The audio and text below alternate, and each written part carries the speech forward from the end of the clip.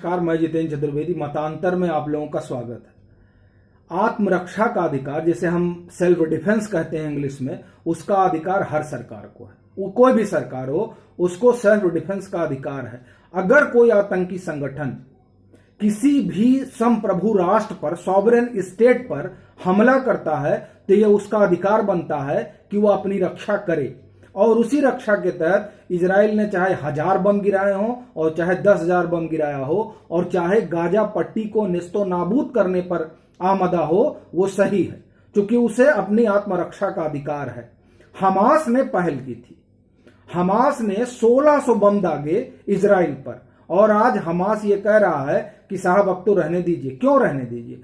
Israel ने बहुत बढ़िया पॉलिसी अपनाई है और उसको तो तब तक हमला करते रहना चाहिए जब तक हमास की पूरी नस्ल ना खत्म हो जाए। और अगर इसकी कोई निंदा करता है तो दरअसल ये निंदा आतंकवाद का समर्थन होगी, क्योंकि हमास एक आतंकवादी संगठन है। अब आप उस पर यह तर्क दीजिए कि वो बना कैसे, इस तरह के ढांचे में आया कैसे, तो उसकी कहानी जो आपको पता है वो दरअसल आधी अधूरी पता है। दरअसल जहां इजराइल है वो उस पूरे पट्टी को फिलिस्तीन कहा जाता था।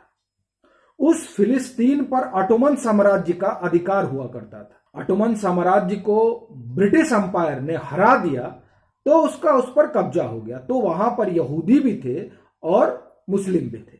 तो यह हुआ कि दोनों वहां रहना चाह रहे थे और जेरूसलम पर दोनों का अधिकार था। तो यह तय हुआ कि जेरूसलम को एक इंटरनेशनल सिटी बना दिया जाए, अंतर्राष्ट्रीय शहर, और यहूदियों को और जो यहां के फलस्तीनी लोग हैं उनको बसा दिया जाए।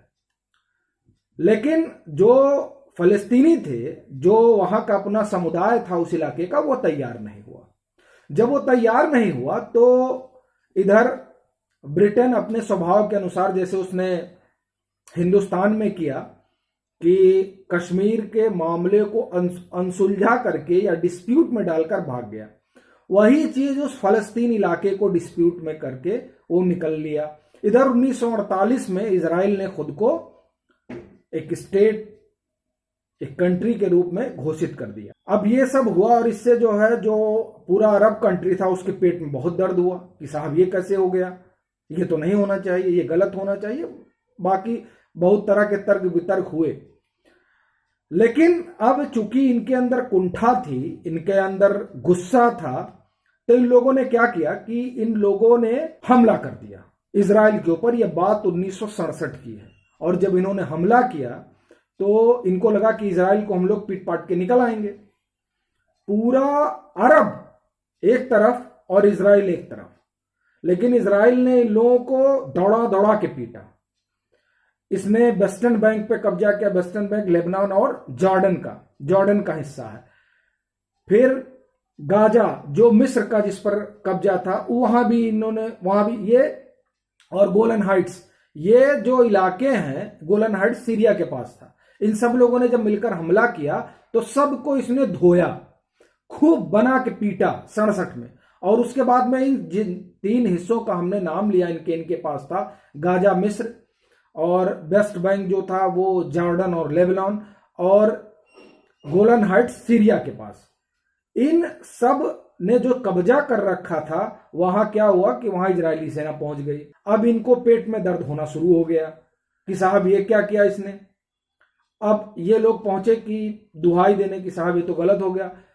इजराइल ने कहा कुछ गलत नहीं हुआ है, जिसको जहां रहना हो रहिए, जिसको जहां, मतलब फलस्तीन को, तो फलस्तीन एक वेस्ट बैंक में और एक गाजा में, ये हिस्सा पर काम होने लगा। लेकिन जो सबसे आताताई हैं गाजा वाले हैं, जो गाजा पट्टी में रह रहे हैं। इनको, वेस्ट बैंक को, इन लोगों को सहयोग मुस्लिम कंट्री दे रही है। और इसमें जो सिया वाला हिस्सा है, जो अपने आप को सिया मानते हैं, या मानते क्या है, सिया है, उनको ईरान से मदद मिलती है। और ये एक डेमोक्रेटिक प्रोसेस होता है। डेमोक्रेसी प्रोसेस में बैठिए, बात करिए, निगोशिएशन होगी और आपको अपने अधिकार मिलेंगे। लेकिन दरअसल ये जो अरब कंट्री के लोग हैं, ये इजराइल के साथ बैठकर निगोशिएशन करने को तैयार नहीं है। दरअसल इनको पीटने का स्वभाव है और इजराइल सक्षम है इनको पीटने में, इसलिए इनको बार बार पीटता है। लेकिन इनको समझ नहीं आता है। पहले वहां पर एक हिजबुल्ला संगठन था, उसको बहुत पीटा, कायदे से पीटा इजराइल ने, तब जाकर उसकी आतंकवादी गतिविधियां बंद हुई। अभी ये लोग लगे हैं, हमास तो अपना इसका समय समय पर चलता रहा है, तो अभी हमास ने शुरू किया तो इसको पीटना शुरू किया। ये वही इलाका है जहां एक दौर में यासिर अराफात हुआ करते थे, और जब यासिर अराफात हुआ करते थे तो यहाँ की स्थितियां दूसरी थी। उन्होंने एक तरह से आप ये समझिए कि पीस प्रोसेस शुरू किया था, और इजराइल और फलस्तीन एक शांति समझौते की तरफ बढ़ रहे थे और एक बेहतर स्थिति को देखा जा रहा था। तो दरअसल हमास एक आतंकी संगठन है, और कोई भी आतंकी संगठन अगर किसी भी संप्रभु राष्ट्र पर हमला करता है तो संप्रभु राष्ट्र की जिम्मेदारी है कि उसको रिटेलिएट करेगा, उसका जवाब देगा। और आप ये मत सोचिए कि चुपचाप बैठ जाएगा इस छलावे में और इस बहकावे में कि साहब जब वो हमला करेगा तो क्या होगा, वहां पर जो है ह्यूमन राइट्स का और इसका और उसका वायलेशन होगा। दरअसल जब ये आतंकी हमले करते हैं तब ये लोग ह्यूमन राइट वाले या जो लोग ह्यूमन राइट की बात कर रहे हैं उन लोगों का क्या इस पर रिएक्शन होता है। और इसलिए हमको लगता है कि हर वो देश जो आतंकवाद की समस्या से जूझ रहा है उसको इजराइल के साथ खड़ा रहना चाहिए।